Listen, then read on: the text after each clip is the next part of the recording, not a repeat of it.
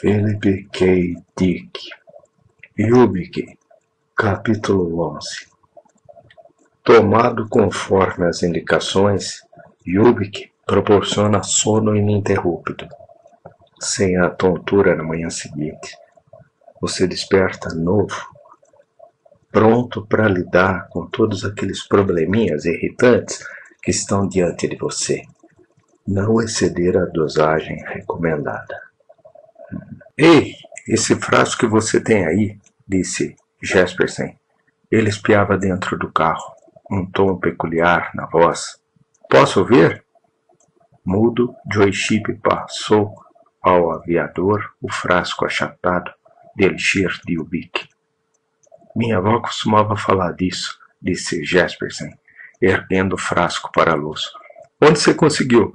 Não fazem mais isso desde o tempo da Guerra Civil. Eu herdei, disse Joey. Deve ter herdado. Não se vê mais esses frascos feitos à mão. Para começar, a empresa nunca produziu muitos desses. Esse remédio foi inventado em São Francisco, por volta de 1850. Nunca foi vendido em lojas. Os clientes tinham que encomendar e mandar fazer. Tinha em 3 intensidades. Essa que você tem, essa é a mais forte das 3. Ele encarou Joey. Você sabe o que tem nisso? Claro, disse Joey. Óleo de hortelã-pimenta, óxido de zinco, citrato de sódio, carvão vegetal. Deixa pra lá, interrompeu Jespersen. Franzindo a testa, parecia estar ocupado em revirar alguma coisa em sua mente. Depois, finalmente, sua expressão mudou. Havia chegado a uma conclusão. Vou te levar de avião a Des Moines em troca deste frasco de elixir de Ubik. Vamos dar partida. Quero fazer a maior parte possível do voo à luz do dia. Ele se afastou com passos largos do Forte 29, levando o frasco consigo. 10 minutos depois, o bimotor Curtis Wright tinha sido abastecido. A hélice, girada manualmente, e com Joe Chip e Jespersen a bordo. Começou a traçar um trajeto irregular, desajeitado pela pista de decolagem, saltando para o ar e caindo de volta no chão. Joey rangiu os dentes e aguentou firme. Estamos carregando peso demais, Jespersen disse, sem emoção. Não parecia alarmado. O avião finalmente subiu oscilante pelo ar, deixando a pista de vez para trás. Ruidoso, ele zuniu acima dos telhados em seu caminho para o oeste. Joey gritou. Quanto tempo vamos demorar para chegar lá? Depende de quanto vento de popa pegarmos. Difícil dizer. Provavelmente por volta do meio-dia, amanhã, se a sorte ficar do nosso lado. Pode me dizer agora, gritou Joey, o que tem no frasco? Lascas de ouro suspensa numa base composta, principalmente de óleo mineral. O piloto gritou em resposta. Quanto ouro? Muito? Jespersen virou a cabeça e abriu um sorriso sem responder. Ele não precisava dizer, ficou óbvio. O velho bimotor Curtis Wright seguiu, barulhento, na direção geral de Iowa. Às 3 da tarde do dia seguinte, eles chegaram ao campo de aviação de Des Moines. Depois de pousar o avião, o piloto foi saracotear por locais desconhecidos, levando junto o frasco com lascas de ouro. Com rigidez dolorosa e cãibras, Joey desceu do avião, ficou esfregando as pernas dormentes, depois seguiu trôpego até o atendimento do aeroporto, o pouco que havia. Posso usar o seu telefone? Perguntou o funcionário idoso e rústico que estava sentado, curvado sobre uma carta meteorológica, absorvido no que estava fazendo. Se tiver 5 centavos, o funcionário, com uma sacudida da cabeça e do topete, apontou para o telefone público. Joey vasculhou seu dinheiro, descartando todas as moedas com o perfil de hamster. Por fim, encontrou um níquel daquele período e o colocou diante do funcionário idoso. O funcionário grunhiu sem erguer a cabeça. Depois de localizar o catálogo telefônico, Joey transcreveu o número da funerária Simples Pastor.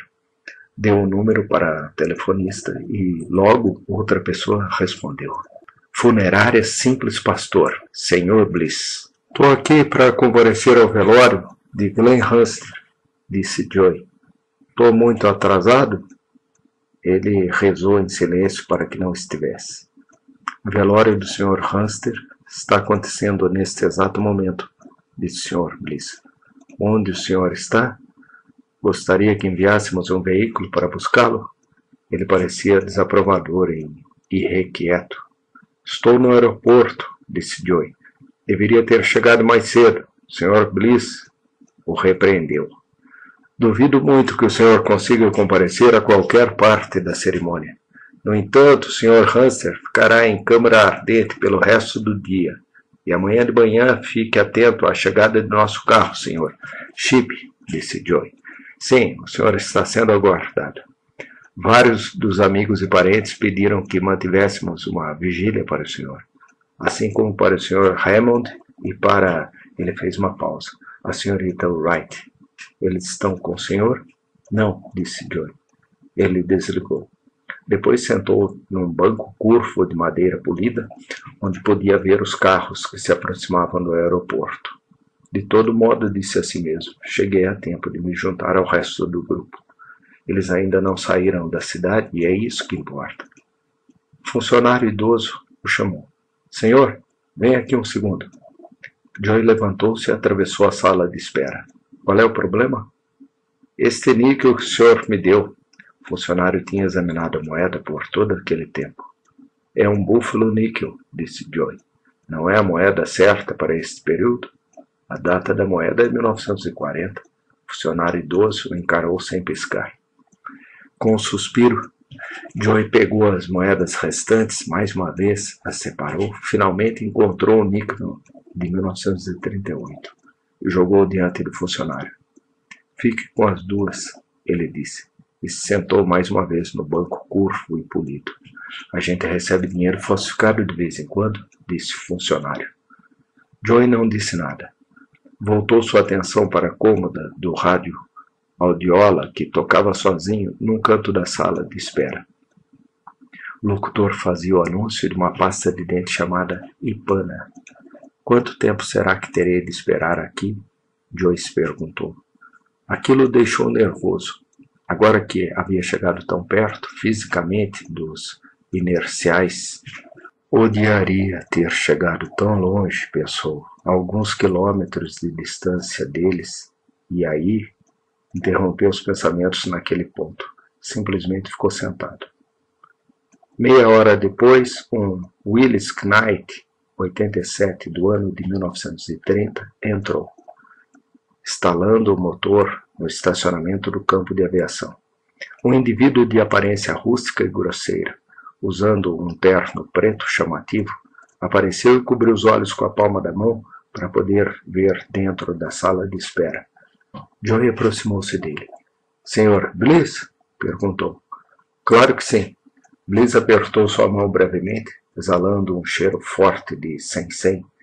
Depois entrou de imediato no Willis Knight e ligou o motor. Vamos, Sr. Chip. Por favor, apresse.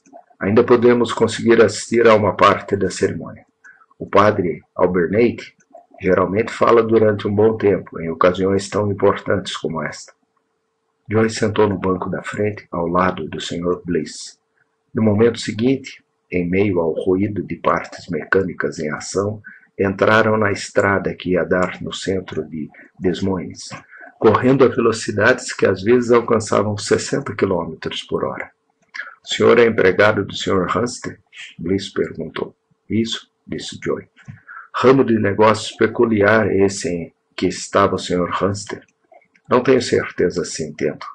Bliss buzinou para um perdigueiro que se aventurava no asfalto.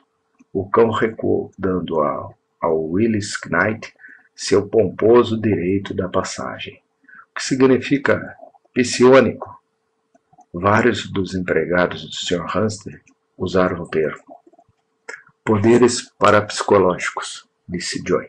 Forças mentais que operam diretamente sem nenhum agente físico intermediário. Poderes místicos, quer dizer? Como saber o futuro? A razão para a minha pergunta é que vários membros da firma falaram do futuro como se ele já existisse. Não comigo, não disseram nada a respeito, a não ser uns com os outros, mas eu ouvi. Sabe como é? Vocês são médium, é isso? De certo modo, é isso. Que o senhor prevê com relação à guerra na Europa? A Alemanha e o Japão perderão. Estados Unidos entrarão no dia 7 de dezembro de 1941. Joey ficou em silêncio, então, não se sentindo disposto a discutir o assunto. Tinha os próprios problemas para ocuparem sua atenção. Eu sou um Skinner, disse Bliss. O que o resto do grupo está vivenciando? Joyce perguntou. Esta realidade? Os Estados Unidos de 1939? Ou quando eu voltar a me juntar a eles, minha regressão terá revertido, colocando-me num período posterior? Boa pergunta, porque coletivamente eles teriam de encontrar um jeito de voltar 53 anos, até as formas aceitáveis e apropriadas do tempo atual, não regredido. Se o grupo como um todo tivesse vivenciado o mesmo tanto de regressão, o ato de juntar-se a eles não ajudaria, nem a eles.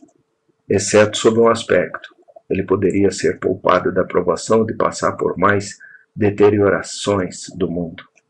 Por outro lado, esta realidade de 1939 parecia bastante estável.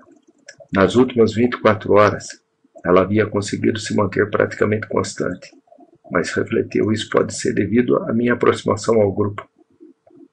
Por outro lado, o pote de bálsamo para fígado e rins, Ubik, de 1939, havia retrocedido 80 e poucos anos adicionais. Foi da lata de spray ao pote, depois ao frasco feito em molde de madeira em algumas horas, como o elevador de 1908, que somente Al viu. Mas não foi assim. O piloto baixo e gordo, Sandy Jesperson, também viu o frasco feito em molde de madeira. O elixir de Ubik, como acabou se tornando por fim. Essa não foi uma visão particular, na verdade, foi ela que o levou a Desmoens. E o piloto também viu a regressão do La Salle, ao que parecia algo totalmente diferente. Havia cometido algo. Pelo menos, ele esperava que sim. Rezava para que assim fosse. Digamos, refletiu que não possamos reverter nossa regressão. Digamos que iremos permanecer aqui pelo restante da vida. Isso é tão ruim? Podemos nos acostumar a rádios Philco, em estantes de madeira, grade blindada, 9 válvulas, ainda que não sejam necessários de fato. Contanto que o circuito super heteródino já tenha sido inventado, embora eu ainda não tenha encontrado nenhum.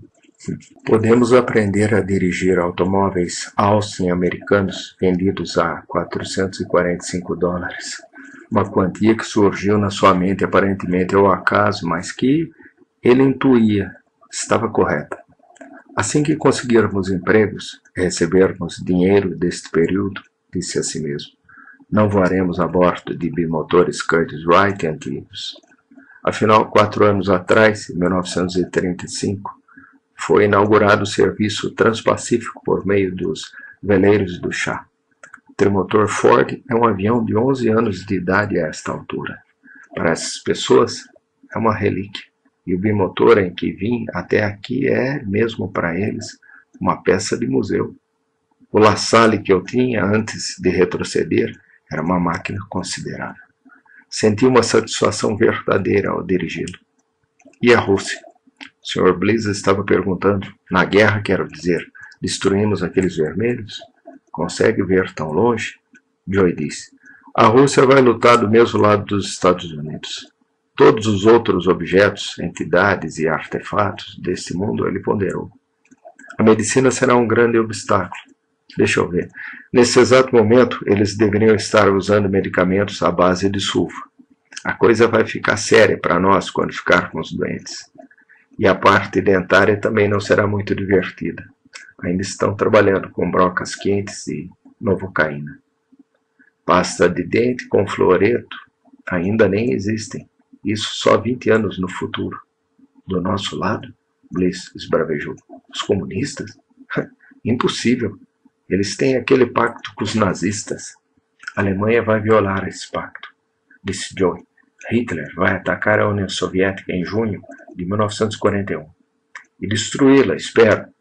Retirado de surpresa das suas próprias preocupações, Joey se virou para olhar com atenção para o Sr. Bliss, dirigindo o seu Willis Knight, de 9 anos. Bliss disse: os comunistas são a verdadeira ameaça, não os alemães. Tratamento dado aos judeus, por exemplo. Sabe quem ganha muito com isso? Os judeus nesse país. Muitos deles não são cidadãos, mas refugiados, vivendo à custa de benefícios públicos. Acho que os nazistas certamente têm sido um pouco radicais em algumas das coisas que têm feito aos judeus, mas alguma coisa, talvez não tão cruel quanto esses campos de concentração, tinha de ser feita a respeito. Temos um problema semelhante aqui nos Estados Unidos, tanto com os judeus quanto com os crioulos. Vamos acabar tendo que fazer algo a respeito de ambos. Na verdade, nunca cheguei a ouvir o termo crioulos sendo usado, disse Joey e, de uma hora para outra, viu-se avaliando aquela época de modo um pouco diferente. Tinha me esquecido disso, percebeu. Lindenberg é que está certo quanto à Alemanha, disse Bliss. Já ouviu ele falando?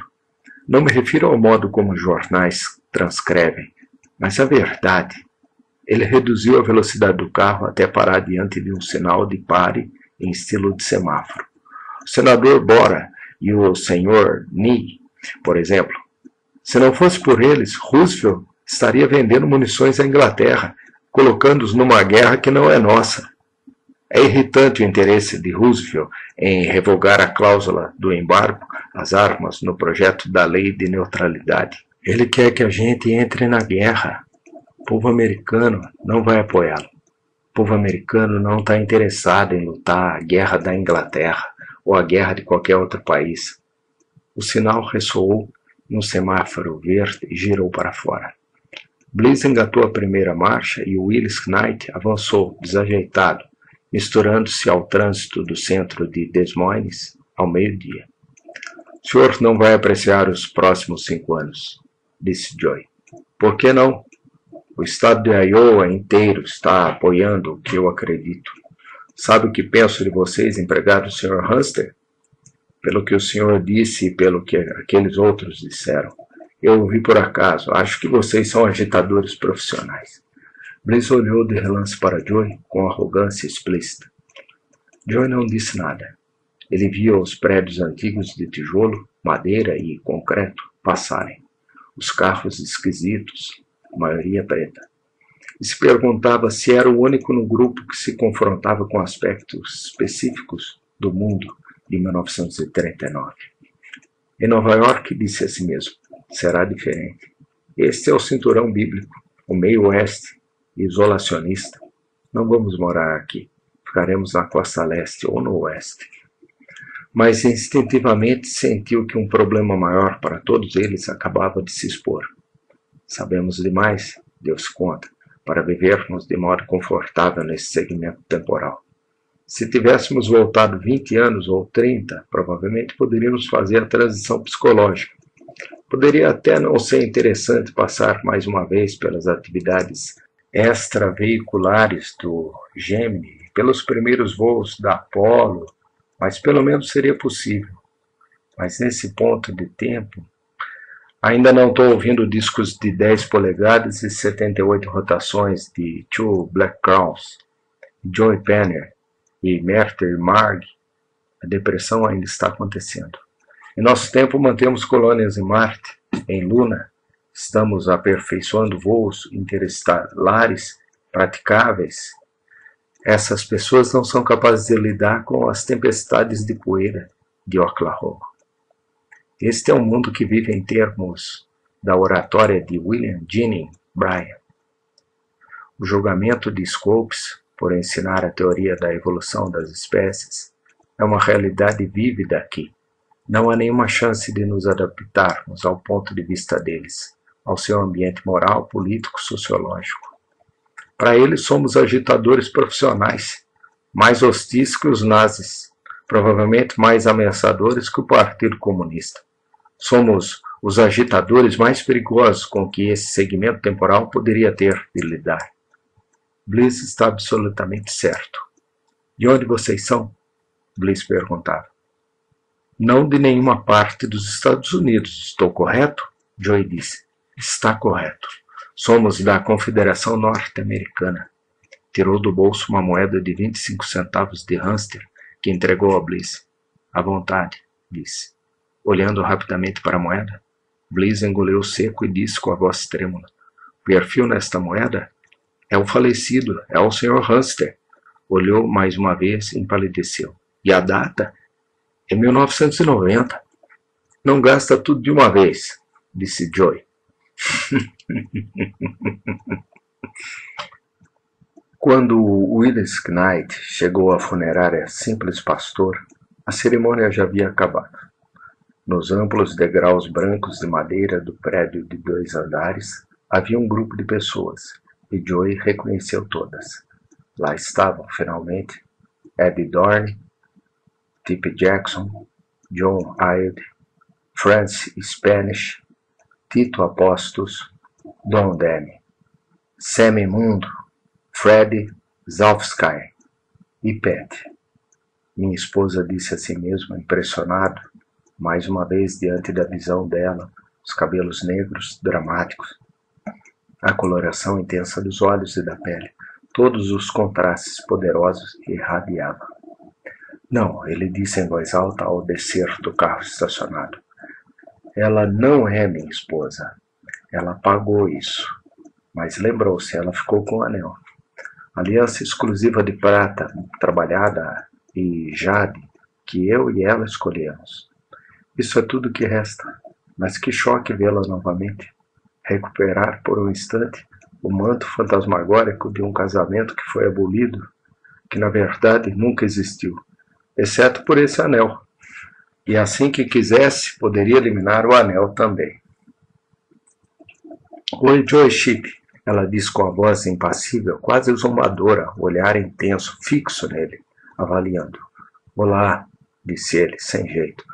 Os outros também o cumprimentaram, mas isso não parecia tão importante. Pat havia prendido sua atenção. Nada de Al Hammond? Perguntou Don Danny. Johnny disse. Al está morto. Wendy Wright está morta. Sabemos de Wendy Wright, disse Pat calmamente. Não, não sabíamos, disse Don Danny. Supunhamos, mas não tínhamos certeza. Eu não tinha certeza, e disse a Joey. O que houve com eles? O que os matou? Eles se esgotaram, disse Joey. Por quê? Disse Tito Apostos com a voz rouca, abrindo caminho no círculo de pessoas que cercavam Joey. Pat Conley disse, a última coisa que você nos disse, Joey Shipp, lá em Nova York, antes de sair com Hammond. Eu sei o que eu disse, interrompeu Joey. Pat continuou. Você disse algo sobre anos. Tinha passado tempo demais, você disse. O que significava? Algo sobre o tempo? Sr. Shipp, disse Ed Dorn, agitada. Desde que viemos a esse lugar, a cidade mudou radicalmente. Nenhum de nós entende. O senhor vê o que estamos vendo? Com a mão ela gesticulou na direção do prédio da funerária, depois para as ruas e os outros prédios. Não tenho certeza, disse Joey. O que vocês estão vendo? Ora, Joey, Tito Apostos disse com raiva.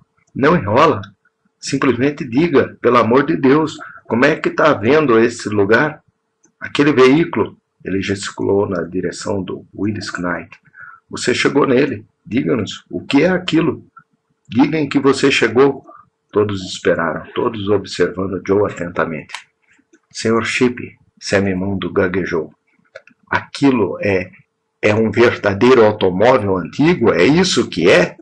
Certo? Ele deu uma risadinha. Quantos anos ele tem exatamente?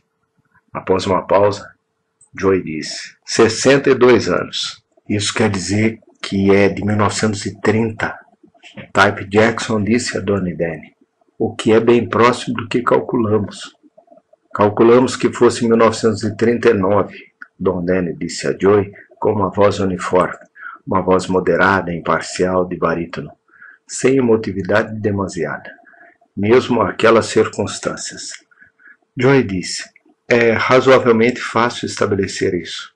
Dei uma olhada num jornal no meu conducto em Nova York, 12 de setembro. Então hoje é dia 13 de setembro de 1939. Os franceses acham que abriram brechas na linha de Siegfried.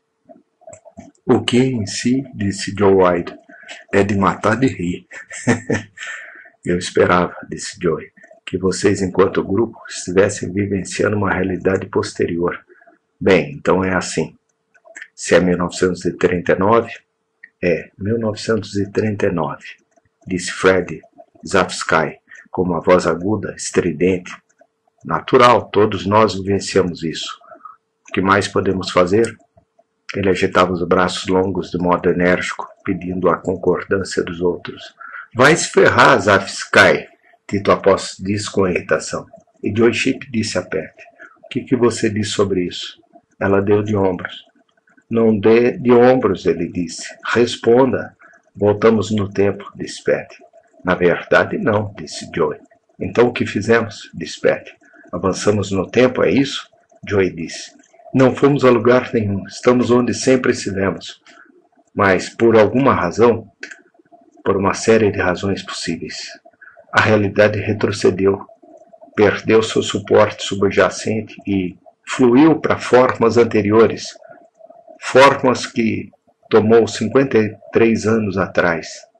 Pode ser que regrida ainda mais. Estou mais interessado neste ponto em saber se Hamster se manifestou para vocês. Hamster, disse Don Demi, dessa vez com emotividade demasiada. Jaz dentro desse prédio em seu caixão, morto como um arenque. Essa é a única manifestação que tivemos dele, e a única que vamos conseguir. A palavra Yubik significa alguma coisa para o senhor, Sr. Chip? Perguntou Francesca Spanish. Ele levou um momento para absorver o que ela havia dito. Meu Deus, ele disse então, você não é capaz de distinguir manifestações de... Fred tem sonhos, disse Type Jackson. Sempre teve. Conte a ele seus sonhos de Yubik Fred. Ela disse a Joy. Fred vai lhe contar agora seus sonhos de Yubik, como ela os chama. Ela teve um ontem à noite. Eu chamo assim porque é o que são, Francesca Spanish disse ferozmente. Apertou as mãos num espasmo de agitação nervosa. Ouça, Sr. Chip, ouça. Não foi como qualquer outro sonho que já tive antes. Uma mão enorme desceu do céu, como o braço e a mão de Deus, imensa do tamanho de uma montanha, e o tempo todo eu sabia da importância dela. A mão estava fechada, formando um punho que lembrava uma rocha. Sabia que continha algo de valor tão grande que a minha vida e a vida de todos os outros na terra dependiam dela. E esperei o punho se abrir. E ele se abriu. E eu vi o que continha. Uma lata de spray aerosol, Dona Daphne disse seco. Na lata de spray, prosseguiu Francesca Spanish, havia uma palavra. Grandes letras douradas brilhando. O fogo dourado escrevendo Yubik, nada mais. Apenas essa palavra estranha. Depois a mão se fechou novamente em torno da lata de spray e mão e braço desapareceram, recolhendo-se para o alto, para o interior de uma espécie de nuvem cinza. Hoje, antes do funeral, procurei no dicionário, liguei para a biblioteca pública, mas ninguém conhecia essa palavra, ou sabia de que língua é, e não está no dicionário. Não é inglês, o bibliotecário me disse. Tem uma palavra latina muito parecida. Yubike significa em todo lugar, disse Joy. Francesca Spanish assentiu com a cabeça. É isso mesmo, é isso que significa. Em todo lugar. Mas nada de Yubiki. E era assim que estava escrito no sonho. São a mesma palavra, disse Joy. Apenas grafias diferentes. Como sabe disso? Pat Conley disse com malícia. Hamster apareceu para mim ontem, disse Joy. Num comercial de TV gravado. que ele fez antes da morte? Não elaborou a resposta. Parecia complexo demais para explicar, pelo menos naquele momento em particular. Seu pobre imbecil, disse Pat Conley. Por quê? Ele perguntou. Você pensa que é assim que um homem morto se manifesta? Se for assim, você pode considerar manifestações as cartas que ele escreveu antes da morte, ou memorandos para escritórios que transcreveu ao longo dos anos, ou até Joe interrompeu. Vou entrar e olhar para Hanser pela última vez. Ele se afastou do grupo, deixando-os ali parados, subiu os amplos degraus de madeira e entrou na funerária fria e escura. Vazio. Não via ninguém, somente uma câmara grande com fileiras de bancos, como os de uma igreja, e no outro extremo, um caixão cercado de flores. Isolado numa sala pequena, um órgão antiquado feito de junco e algumas cadeiras dobráveis de madeira. A funerária cheirava a poeira e flores, uma mistura adocicada e envelhecida que o repugnava. E pensar em todos os moradores de Iowa, ele refletiu, que abraçaram a eternidade nesta sala cheia de apatia. Pisos lustrados, lenços, ternos pesados e escuros de lã. Nada além de moedas colocadas sobre olhos mortos, e o órgão tocando, hinozinhos simétricos. Ele chegou ao caixão, hesitou e olhou para baixo. Um amontoado de ossos chamuscados e desidratados num dos lados do caixão culminava num crânio que parecia de papel e que olhava de soslaio para ele. Os olhos recuados como uvas secas. Farrapos de pano com tiras entrelaçadas de cerdas arrepiadas haviam se juntado ao corpo minúsculo, como se soprados ali pelo vento, como se o corpo, respirando, tivesse coberto a si mesmo com eles por meio de seus processos ofegantes, escassos. Inspiração e expiração, o que agora haviam cessado. Nada se movia. A mudança misteriosa, que também havia degradado Wendy Wright e Al, havia atingido seu fim, evidentemente há muito tempo, anos atrás. Ele pensou, lembrando-se de Wendy. Os outros do grupo tinham visto aquilo, ou acontecera depois da cerimônia. Joe estendeu a mão, segurou a tampa de carvalho do caixão e o fechou. O baque de madeira contra madeira ecoou por toda a funerária. Vazia, mas ninguém ouviu. Ninguém apareceu. Cego por lágrimas de pavor, ele seguiu para fora do salão silencioso e coberto de poeira. De volta à luz do sol fraca do fim da tarde. Qual é o problema? Dona Idele perguntou quando ele se juntou ao grupo. Joe respondeu. Nada. Você parece estar morrendo de medo, Pat Conley disse enfaticamente. Nada. Ele a encarou com hostilidade profunda e enfurecida. Type Jackson disse a ele. Enquanto estava lá dentro, por acaso viu Ed Dorn? Ela está desaparecida. John Hyde explicou. Mas ela estava aqui fora agora há pouco, Joey protestou. O dia todo ela disse que estava se sentindo terrivelmente cansada e com frio, disse Don Danny. Pode ser que tenha voltado para o hotel. Ela disse algo assim antes, que queria se deitar e dormir um pouco. Logo após a cerimônia. Ela deve estar bem, Joey disse. Deve estar morta. E disse a todos. Achei que vocês tivessem entendido. Se qualquer um de nós se separar do grupo, não sobreviverá. O que aconteceu a Wendy, ao Al e ao Hanster? Ele parou de repente. Hanster morreu na explosão, disse Don Dan. Todos nós morremos na explosão, disse Joey. Sei disso porque Hanster me disse. Ele escreveu isso na parede do banheiro masculino em nosso prédio em Nova York. E eu vi de novo no... O que você está dizendo é loucura, Pat Conley disse, categoricamente, interrompendo. Hanser está morto ou não está? Nós estamos mortos ou não? Primeiro você diz uma coisa, depois outra. Não consegue ser coerente? Tente ser coerente. John Hyde interveio. Os outros, as expressões comprimidas e enrugadas de preocupação, balançavam a cabeça em concordância muda. Joey disse: posso contar a vocês o que estava escrito na pichação. Posso falar sobre o gravador gasto, as instruções que vieram com ele. Posso falar sobre o comercial de TV de Hamster, o bilhete no pacote de cigarros em Baltimore. Posso falar sobre o rótulo de frasco do elixir de Ubik. Mas não consigo fazer com que tudo isso faça sentido. De todo modo, temos que ir ao hotel em questão para tentar alcançar Ed Dorn, antes que ela define e chegue a um fim irreversível. Onde posso pegar um táxi? A funerária nos forneceu um carro para usarmos enquanto estivermos aqui, disse Don Danny. Aquele Pierce Arrow parado ali, ele apontou. Eles correram na direção do carro. Não vamos caber todos aí dentro, Type Jackson disse, enquanto Don Danny puxava a porta sólida de ferro e entrava. Pergunta a Bliss se podemos usar o Willis Knight. Joey disse e ligou o motor do Pierce Arrow. E assim que todas as pessoas possíveis entraram no carro, saiu dirigindo na direção da rua principal de Des Moines.